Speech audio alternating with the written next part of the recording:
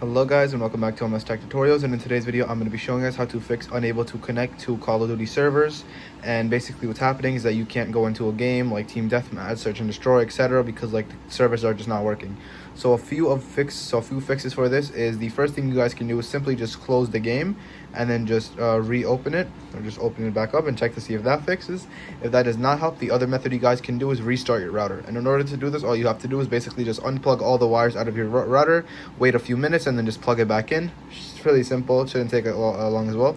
What you guys can also do is go to settings, go to network, and then from network you're going to check your view PlayStation network status. If everything is fine, then you guys should be good to go. And I also recommend you guys using a LAN cable instead of a regular network, because it's also very helpful. And it not only does it make it's not only is it going to fix the issue, it's also going to give you less ping and better FPS.